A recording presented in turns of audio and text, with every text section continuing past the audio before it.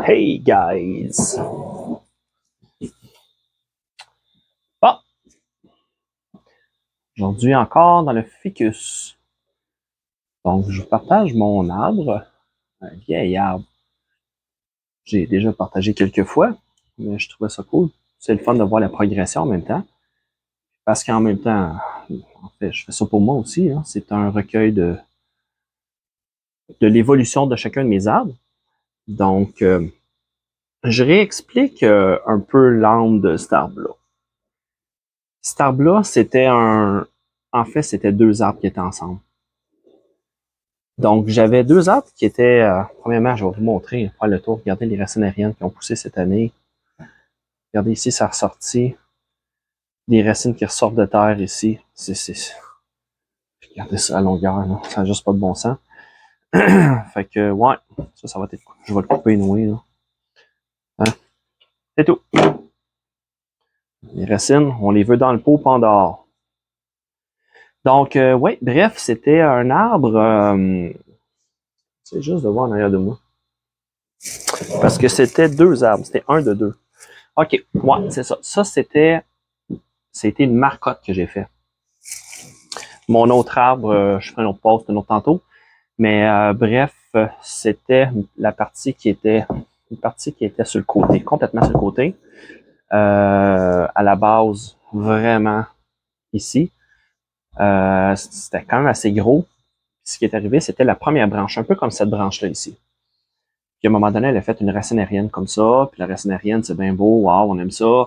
Ça pousse ici. Puis c'était dans mon jeune temps, dans mes premiers ficus. Donc, pif paf, ça pousse. Puis à un moment donné, ça pousse, c'est beau. Puis à un moment donné, cette branche-là ici, elle est débalancée. Elle finit par pousser. Puis le temps que tu t'en rends compte, ben, elle est débalancée par rapport à le reste de l'arbre.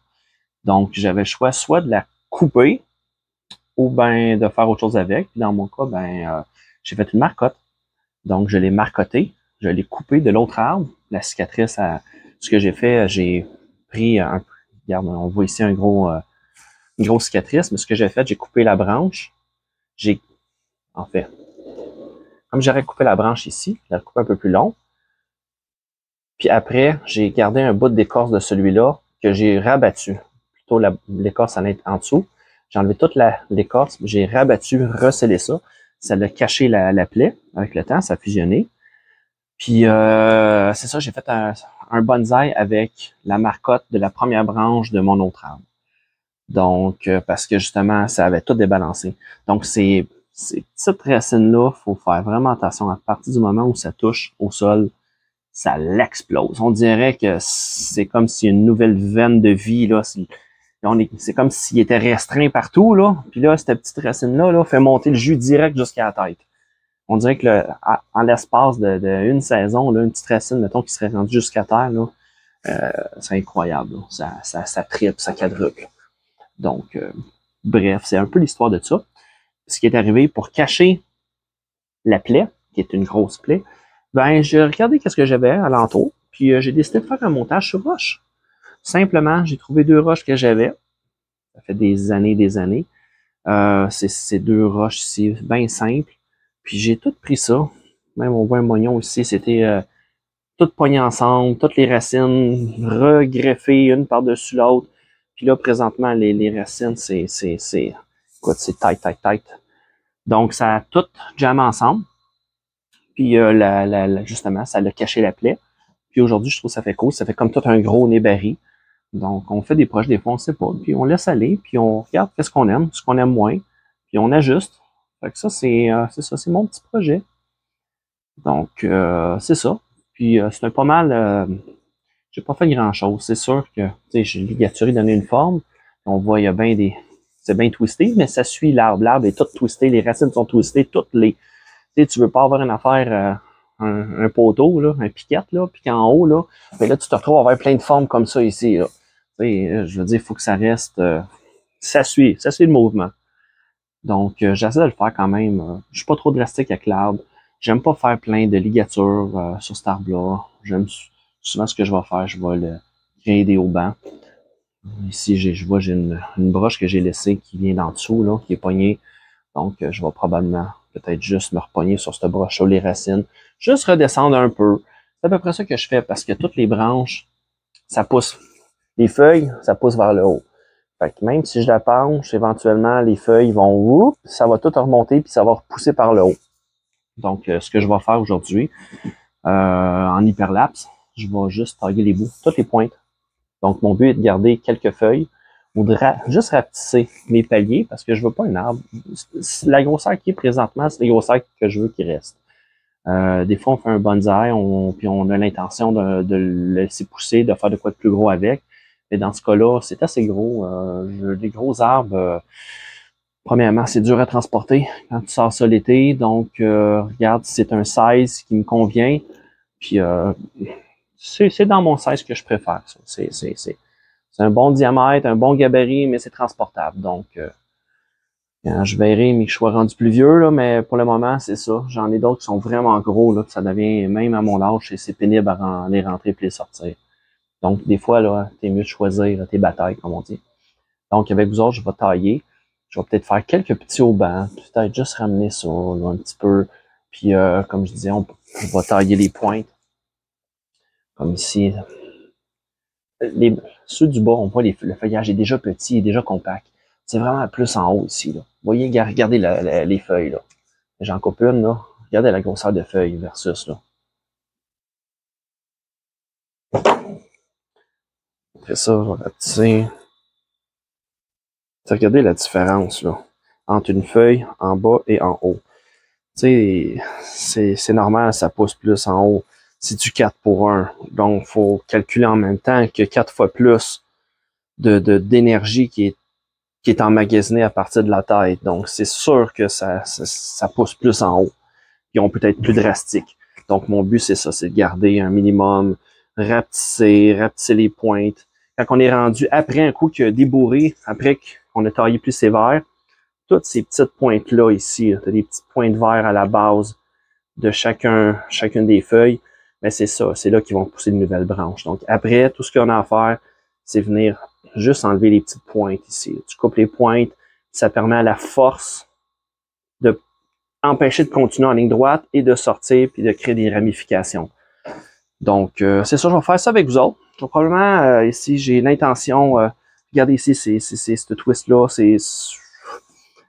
j'ai un choix à faire, là, je vais faire ça comme un grand garçon, je vais étudier ça, puis je vais checker qu'est-ce que je coupe, qu'est-ce que je garde, mais ici, c'est des coupes que j'aime pas, ça revient à l'intérieur, c'est pas esthétique. Probablement, j'ai laissé pousser, je me suis dit, on va donner une coupe, on va la laisser sortir vers l'extérieur, mais on voit qu'il n'y a pas juste à l'intérieur, fait que c'est à voir. Puis celle-là ici aussi. La tête ici, là, c'est une branche à l'intérieur. On dit tout le temps de couper les branches à l'intérieur des courbes. Dans ce cas-là, je l'ai gardé parce que c'est tout ce que j'avais. Mais j'ai ces deux-là que j'ai laissé aller. Donc, ça reste à voir. Je trouve que le gap est trop haut ici. Le gap est mieux ici. Donc, il faut que j'étudie ça. Donc, soit je garde une branche qui est un peu fautive, mais qui fait que l'arbre se balance, ou que je garde celle-là ici, puis la rabaisser. Mais, comme je dis, le gap ici, regardez l'entrebranche entre les nœuds ici, là. T'as ça, ici, t'as là, un petit peu plus petit, un petit peu plus petit. Mais là, t'aurais plus grand, donc ça serait peut-être un peu moins esthétique. Des fois, ce qu'on peut pas faire on peut faire une incision, rabaisser ici, puis une autre incision opposée pour ramener la tête, replier à l'intérieur comme ça. Donc, c'est à voir. Donc, je vais faire ça en hyperlapse avec vous autres. Donc, sur ça, bonne journée!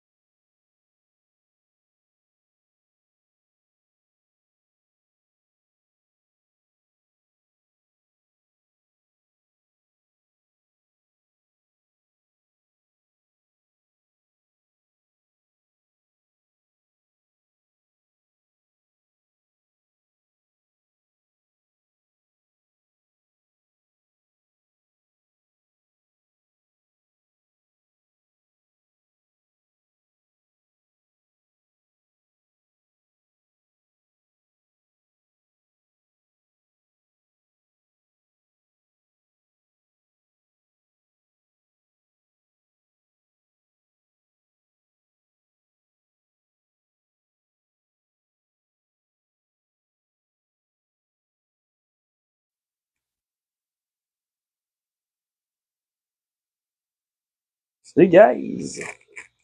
Bon, on présente le produit final. Donc, comme vous pouvez voir, j'ai twisté pas mal cette branche-là ici qui rentrait par l'intérieur. J'ai twisté, j'ai coupé, donc j'ai fait un éclaircissement. Beaucoup de haubans, comme vous pouvez voir. Moi, j'aime bien les haubans.